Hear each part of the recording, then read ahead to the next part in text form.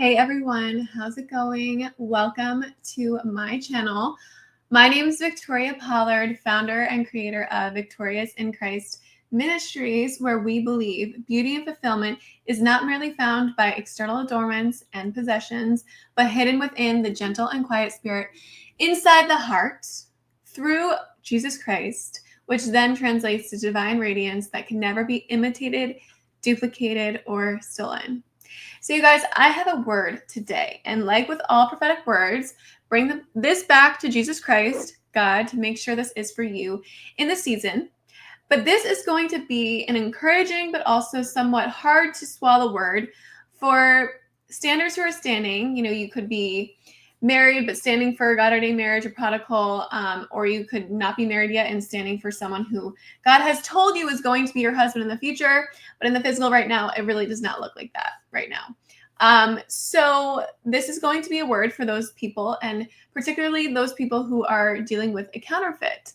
They see their God-ordained spouse with a counterfeit. So first I want to say, this journey is hard because I feel like with love and just specifically God-ordained love, everything needs to be in a perfect place in order for it to blossom and bloom in the right way, right? But that's what God is for. You know, God is orchestrating this whole thing. So we don't need to worry. We don't need to wonder. We don't need to control. We don't need to butt our way into things. We can really trust God and sit and know that God has our back and trust. You know, if he told us something, we can trust him and believe him. But a lot of your men or women are growing up. They're maturing. They're going from boys to men. So a lot of you could have met your God-ordained spouse in a time in their life and your life where you both were not completely mature yet. You both had so much to learn. You were both in very chaotic, messy times of your life where you didn't even have the discernment, maturity, or peace to be able to see and accurately point out that is my wife or that is my husband. Of course, those who are watching this video, most likely God gave you that revelation before your spouse that you're sitting for. But even in the beginning, you probably weren't completely aware of what was going on. You know, you could have not felt like a deep connection yet, more like a friendly connection, but there was something truly special there. And you felt that. And your spouse probably felt that too, but it was just too soon. It was just too chaotic. It was too messy. They were too young. They were not developed enough in order to truly appreciate what was in front of them. So you and your spouse met, and you guys could have had a relationship. You could have had a sweet, short little fling. You could have had one encounter, whatever it is. After that encounter, after your encounter with your God-ordained spouse, they have had no other choice but to grow up. They're coming from boys to men. And a lot of your spouses, when you guys met, had a very immature view of love, a very immature view of love and what, you know, love actually meant. They couldn't appreciate a real woman. They couldn't appreciate, the depth of like a deep love yet. They were in a very shallow but immature space when it comes to love. It was like, it kind of reminds me of like, just settling for just something just because this is okay. This is fine. It's not like there's nothing special about it, but this is okay. Like, this is what love is. Like, it's easy and it's whatever. Like, it's easy and, I could just go with the flow and do whatever I want. And, this girl I'm somewhat attracted to her and, she lets me do what I want to do. And I don't really need to grow up yet. And, they had a very immature view of love. However you want to explain it. They had the same view of love like they did like in high school or college because they didn't meet their wife yet. They didn't know what a true love actually was. They didn't know what a true love actually felt like. Like, they needed to feel it out and like see what this was. And because when you guys first met, it was so foreign to them and so scary, they ran, right? They ran, and they were probably very immature at that time. But because you probably rebuked them in some way, shape, or form, you put them in their place, but they put you in your place too. Like, I'm not saying you who are listening are perfect by any means. We all have work to do. However, you guys both had something to say to each other. And since that last conversation, there's been immense growth in both of you. And neither one of you could grow this way if you were with each other at that time. You couldn't grow spiritually. You couldn't grow in your relationship with God. You couldn't grow in your business, in your friendship life, in your family life, in your career. You just couldn't grow. Like if you guys were put together at that time, the growth would have been stunted, and that would have been the complete opposite of a God ordained relationship. Like what do we know about Jezebel and Delilah? They stunt God's people's growth. They stunt the people of God from growing and getting to their potential. And that's what your relationship would have been like if you stayed together. And God could have not had that. God was like, absolutely not. This is the God ordained. I need to orchestrate a divine separation. So that's exactly what happened. And since then, they've truly matured boys to men. Okay. I do, however, want to say, just because they're maturing into men doesn't mean this marriage is going to come to pass, come into fruition immediately. So a lot of you could have had a spouse where they broke off their like childhood love that, they realized was just all about manipulation and maybe a little bit of puppy love, but not really manipulation, jealousy, friendship groups. Like I was just dating her or him because they were in my friendship group, or because my friends wanted me to date them, or because my mom wanted me to date them, whatever it might be. That is, what went down. Like they probably ended it with their, childhood or whatever old person. And now since they're maturing and they're like, I don't know if I could go back to her or him because I really hurt them. And I feel like it's, maybe it's too messy that I can't go back. And, and they're like, they're not ready to come back to you yet because there's still doubt for whatever way, shape or form, like God is going to pull that doubt out of them, of course. However, because they're in this kind of crossroads where they need to make they know they need to make a decision. They know they need to grow up. A lot of women will be put in their path. A lot of women that could possibly resemble you and a deeper, more mature, grown love. And that's why I wanted to make this video, to not scare anyone, but to remind people that we are all human beings. And it's not about how someone looks. Of course, looks matter. It's not about how someone looks. It's not about any of the superficial stuff and love we see in the world. But at the end of the day, you are literally chosen for your God-ordained spouse because you could bring something different to them. So you're going to look different. They're going to be attracted to you, but you're bringing that voice of God into them. You're speaking life into them. You're leading them in a good direction and being an advocate for them and a helpmate to them the best way, shape, or form. And you needed to be groomed and prepared in order to be that. But along your spouse's growing journey and growth journey, as God is preparing them to be true men of God, not only to be your husband, but true men of God, to be advocates and voices for the kingdom of God, to lead people to Jesus Christ. And they're probably, a lot of these men are in positions of authority and are wanted men, let's face it.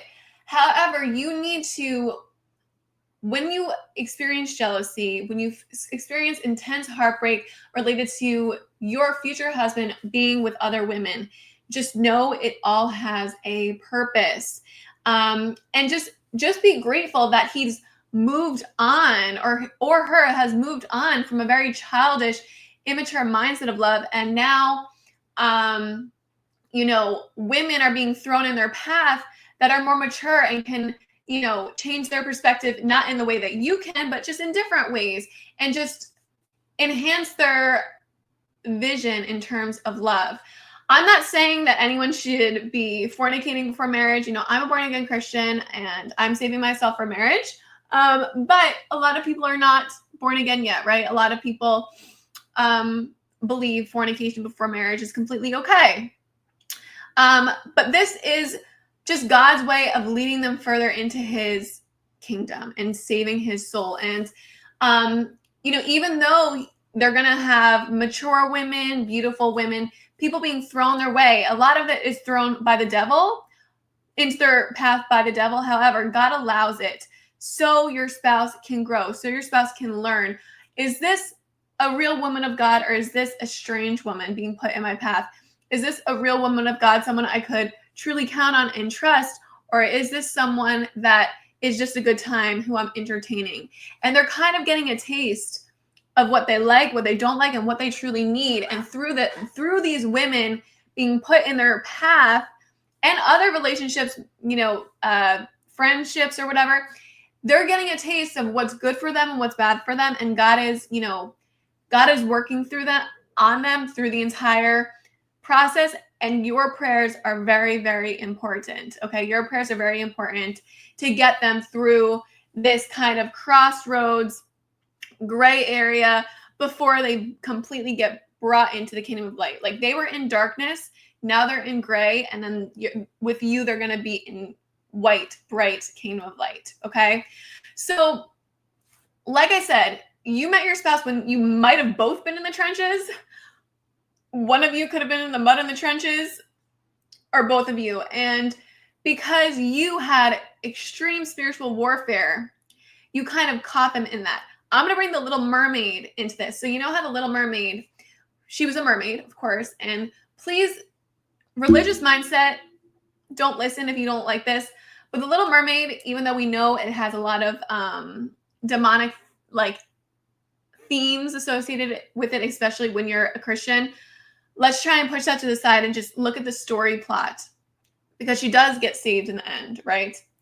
So the Little Mermaid saw Eric, and when he fell overboard, and she saved him, and her eye was on him. She's like, that's the most handsome man I've ever seen. But she was a little mermaid. She was in the water, and he was on land. But, when the whole shipwreck happened and there was fire, he was pushed overboard, and, she was his rescuer.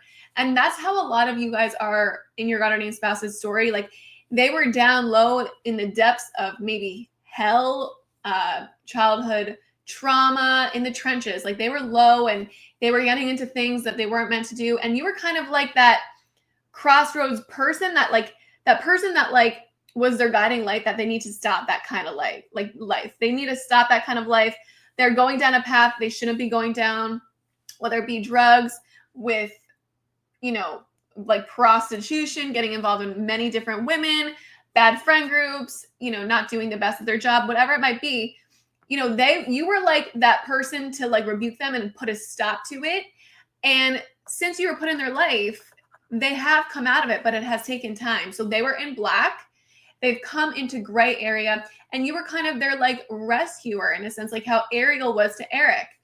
And, they got a little glimpse of you. Remember how in the story, Eric got a little glimpse of Ariel, and she was singing to him after she rescued him, and she sang to him, and he saw her face really, really quickly. And then, went into he was going to wake up and see that she was a mermaid. So she had to go into the water because the dog was barking, and she needs to go away. And so literally Eric, after he saw Ariel and his rescuer, he didn't want to stop until he found her. He didn't want to stop until he found her. And he got a little glimpse of what the sweet life was with his one true love. He got a little glimpse of what true love was, and who his divine partner, his future wife, was like, the woman he's in love with. He got a little glimpse of it. And because it was so fuzzy, there was a lot of interference in the way. So it was so fuzzy, and he was trying to find this woman, and, couldn't find her. And, Ariel got into a very bad situation with the devil, or Ursula. Okay. And so that's kind of you guys probably went through a lot of spiritual warfare, and a lot of witchcraft could have been put on you, where, yes, your God ordained spouse got a little glimpse of you, and it could have been a little glimpse of you and just how much they love you. But it was just so fuzzy, so chaotic in the beginning, that they're like, is it really her or not? I can't tell. And so within that first time you guys met, there's been a lot of spiritual warfare, and that like symbolizes Ursula and like Ariel's voice getting taken from her, and her having to, learn how to be a human without a voice. And then Ariel's voice was taken away from her, and it's the only thing that Eric had to really identify her. So when she actually got on land, that was Ursula's evil plan, like that it would be so hard for this man to identify her. And so when she got on land, that one thing that was drawing him to her voice, she didn't have. And so the prince was so confused, like, could this really be her? And a lot of you could have had this identifying quality about you, whether it be your lips, your voice, your dancing, your beauty, the way that you talk life into them, your true deep, your heart, your deep relationship. You could have this identifying quality that is bringing your God ordained spouse back to you. However, it's still fuzzy because there's witchcraft. There is stuff getting in the way. There is smoke screens. There is interference. And you really just need to stay prayed up in this hour, because a lot of people are getting hit with a lot of witchcraft at this time. People don't want to see these God ordained marriages come to fruition. So we have to understand the devil is working like full time. Okay. So a lot of you could be in your spouse's life. They're not really sure about you. They see something special about you. You have a friendship, but they're like, I can't really identify her. I don't know if it's really her, because there's something missing, which was Ariel's voice. And then in your case, it could be God was missing when you guys had that initial encounter. You weren't fully walking with Jesus Christ yet. Or you just didn't heal yet. Like, you were still in the trenches of your own trauma, and you even lost a feeling for God. You've lost yourself. You couldn't even identify and, recognize yourself. So how are you going to recognize? How is your God ordained spouse going to recognize you? Like, there's could have been so many reasons why your God ordained spouse is so fuzzy, and he felt like he couldn't identify you, right? But a lot of it has to do with not being fully sanctified and saved by Jesus Christ yet, fully walking with Jesus Christ yet, and fully cleaned out from all of like our worldly patterns, worldly traumas, worldly attractions, idolatry, all those things were still in us. So God needs to clean you out. And when you are fully cleaned out and fully like ready to be a wife, your God ordained spouse will be able to see you. But let me get back to the story. So very foggy. And there was a time, so they were getting to know each other. They were on land. She couldn't talk. And there was a time where he was just like thinking, and he was looking up at her and smiling at her. And he's like, you know what? Like, there's something so special about her. I'm going to go to it. I'm going to go to her, and I'm going to tell her I love her. And then little do we know, the devil walks in, Ursula impersonating Ariel with black hair, stealing Ariel's voice in her voice box, had Ariel's voice, and masqueraded herself and deceived Eric into making Eric believe that Ursula was the one that she's looking for, because he was looking for because she was walking in the beach, very mysterious, very beautiful, and he was put under a spell, right? So, like I said, you guys met your God ordained spouses in the trenches, and you're in this gray area where the devil is getting in there with counterfeits. And as your like God ordained spouse is having that Damascus moment, waking up, coming out of the world, realizing the shortcomings and the error in their ways, as they're doing that, though, the devil's still working. The devil is going to still try and work overtime to distract your God ordained spouse even more from getting fully to you, okay? So counterfeits are being sent his way. And I don't like saying this about counterfeits, but Vanessa's or Ursula's being sent his way. And like, he could be under a curse still, under this curse of just looking at a woman's beauty, just looking at like how he, what he can get out of the relationship, just looking at if his friends and his family like her or him, just looking at these surface level things. And at the end of the day, we know love in the world is very selfish. It's very surface level. And there's surface level type of infatuations, but this is supernatural. The God ordained marriage, the connection you guys have with each other is supernatural, and you really just need to trust in God and trust in that, because even though counterfeits are being sent his way and your way, possibly, you need to trust God and just stand true in your truth and what God has told you, and have faith and trust, because this is all working out for your good and for your God ordained marriage. Okay. And it's all to lead him back to you. He will get into a place where he wants to just run to you and he's going to recognize you. But there is going to be some interference in this on the way. And right before the promise takes place, it's probably going to get worse. It's probably going to get the worst. You might feel really bad and feel like you don't even want to go on with it anymore. But that is literally just a sign that you're doing the right thing. And this is coming into fruition even more. So please, you guys, keep pushing, keep pushing. So Vanessa's and Ursula's are getting in the way. And I'm talking about in the Little Mermaid, but also in your God ordained spouse's story. So, and your God ordained love story. So your spouse could have had a moment like Eric, I'm going to go back to her. I realize I love her. There's actually a lot of love there. And right after, right before or after, around the time he was having that inkling of wanting to come back to you, Vanessa or an Ursula or a counterfeit got in the way. And she could be very pretty. She could have it going on. But the thing is, though, what does the devil come into our life as everything we could ever want? The devil doesn't come into our life with, pointy horns and red and looking really ugly. They come into our life looking like everything we could have ever want. The devil disguises himself or herself as an angel of light. I'm not saying all counterfeits are bad people. I'm not saying everyone at the end of the day deserves to be saved by Jesus Christ, and everyone is a daughter or child of God once they choose Jesus Christ. However, people who are still in the world who have not chosen Jesus Christ as Lord and Savior, they are literally enemies. They're minions in the kingdom of darkness. They are puppets that devil uses to get in the way of godly things, of godly good things, right?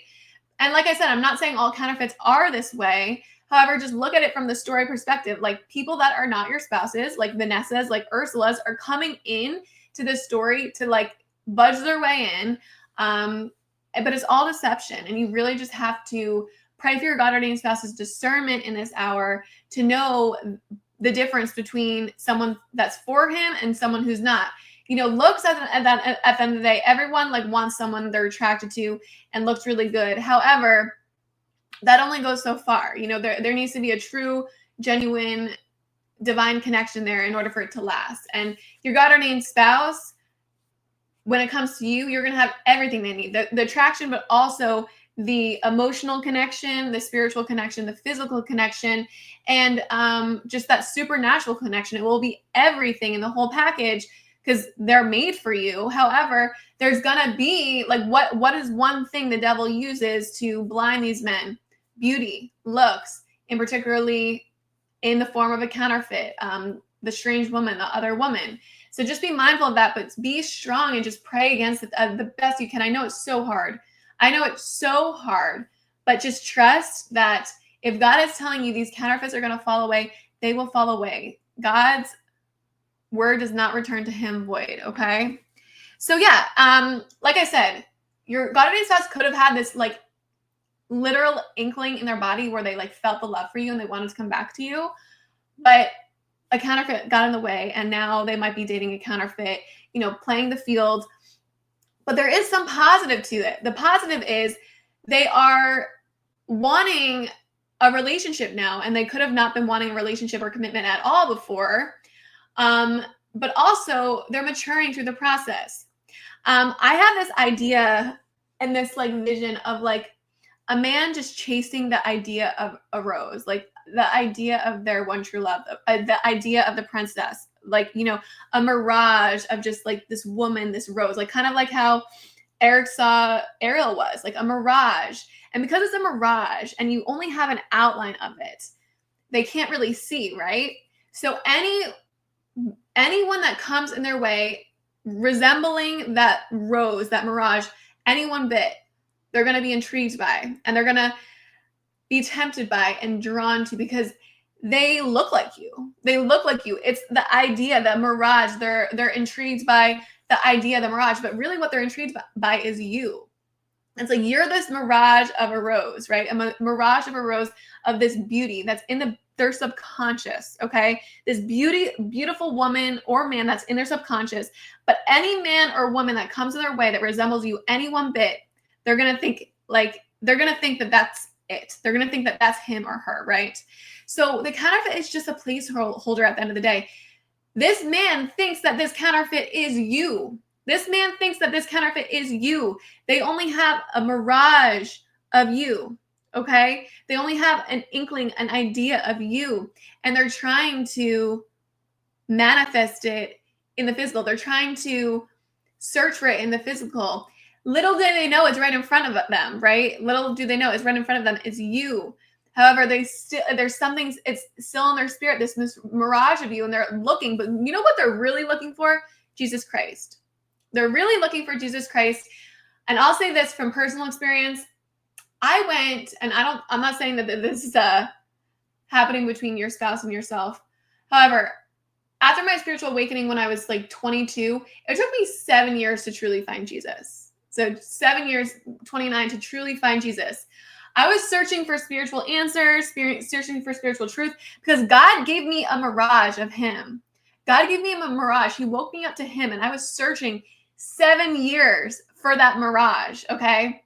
I'm not saying your spouse is searching 7 years for you, but I was searching 7 years for that mirage of God, like searching through Buddhism, searching through New Age, searching through Hinduism, searching through traveling for this idea of God, for something more, this treasure that God gave me a little inkling of what it was. It took me 7 years. And once I truly realized it was Jesus, it all hit me. And I completely understood. I was rejecting Jesus the whole time. And I was creating my pain, creating my agony, creating all the disaster that came upon me within that 7 years because I was rejecting Jesus.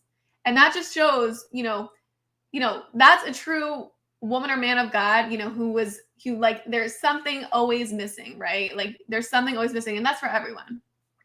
But that was me. It took me 7 years to find that, okay?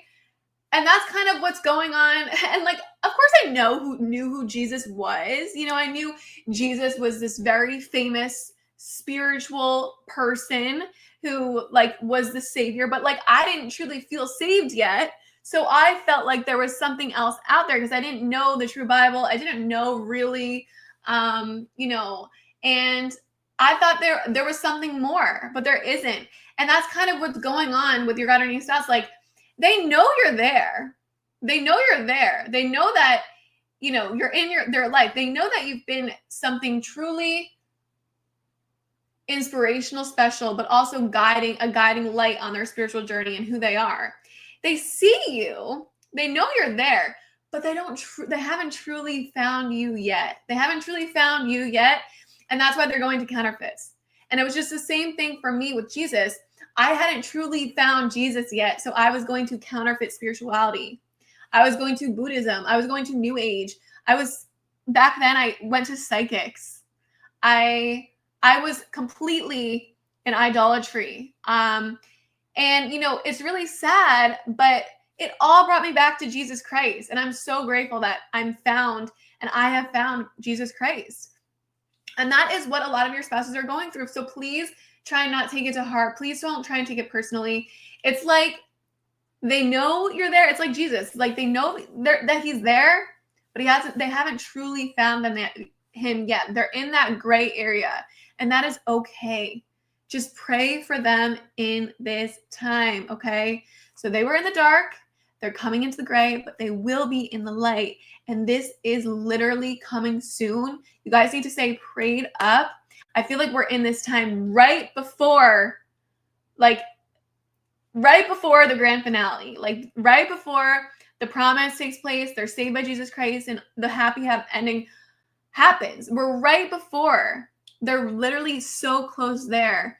They've come close enough to the end of themselves, searching after things of the world, only focusing on their appearance, only focusing on greed, money, shallow relationships for so long. How much more can someone go through that process, right? How much can someone go through that process before they're truly saved, right? And that's what God does. He wants us to come to the end of ourselves. And, that's what happened to me. But because I'm truly walking with God and Jesus Christ, I can see my God ordained husband. I am considering myself like a North Star in their life, like a Mary in their life. And that's okay. But right now, Jesus Christ is your husband. God is your husband first and foremost. He's providing for you, and he's going to provide a wonderful man or woman for you. But you really just need to trust and be present and be patient and just trust in our almighty God, because he has your back. Okay. So yeah. And at the end of the Little Mermaid, the truth comes out. Like, Ariel gets her voice back. Eric can see again. He's, the spell isn't on him anymore, and he just comes back to himself. And it's happily ever after. And Ariel got her wish to be on land and choose a life with her prince, and it all turns out to be good. And vision comes back, discernment comes back. The evil witch gets knocked out of the way, and Eric realized, I lost her once, I'm not going to lose her again. And that's going to be like what a lot of your God ordained spouses are saying. Like, I lost her once, I couldn't see her once, and I'm not going to let it happen again. Like I said, you're a mirage. You're a mirage in the distance, a beautiful rose, beautiful lips, beautiful skin. And you might not even have perfect skin or whatever, just beautiful, completely beautiful and perfect in your God ordained spouse's eyes, in your true divine self. Okay. But it's just a little foggy right now. It's like a mirage, and it's like women and people are being thrown in, and he's thinking that's a mirage. That's it. But no, he's still under a spell. He's still under Satan's matrix spell, but it's okay. He's about to come out of it. They're about to truly be converted in that Damascus moment, that soul changing moment where they truly find God and they truly find you. And it's just going to be this deep soul love between you two. Okay. So yeah, I think I got most about what I wanted to release, but I also wanted to say, God gave me a dream last night where he was showing me like people dating before they found the one. Like, remember when like Sophia Richie dated like Justin Bieber, and just like people dated other people before they met their, like, they ended up being with their like one. Like, that's kind of what's happening now with the counterfeits. Like, you and your spouse are like Justin Bieber and Hailey Bieber, because a lot of people hate on the relationship. I think they actually have a truly God ordained union. A lot of people might disagree with me, but I do think they do. But your spouse is like with a Sophia Richie or like a Selena Gomez right now, and that's fine. You're like the Hailey Bieber though, and you're the Hailey Bieber. This is gonna come into fruition. You just gotta, do your thing. Work on yourself, your relationship with God, your closet, your house, your wardrobe, your skin, your hair, your life, your purpose, travel, whatever it might be. Like, still do you. Like, don't put this man or this woman before Jesus Christ, because when you're truly thriving in your life through Jesus Christ, you're living out your purpose, you're focusing on you. Jesus Christ is first, but then you, right? Oh, well, then other people, and then you, that's when your spouse will truly be magnetized and brought back to you, truly. But we don't know the day or time any of this is going to happen. God's in complete control of these relationships. So really just focus on God, and God's got your back. This word seems pretty, full and finished. I hope I helped someone today. It's really just for anyone who's suffering with the counterfeit in their God ordained relationship, and just know it will be okay. You are the chosen one. You are the God ordained. They think the counterfeit's you. They see a mirage of you. They see a beautiful silhouette of you, and they're just trying to fill the pieces. And anyone that resembles you in any way, shape, or form, they just think it's you. And at the end of the day, it's cute and it's fun. It's funny. And they're going to wake up and realize it's been you the whole time, and it will be clear as day in their eyes. Okay? So I hope this helps someone today. I love you guys so much. Have a beautiful day, evening, wherever you are. Stay blessed. Bye.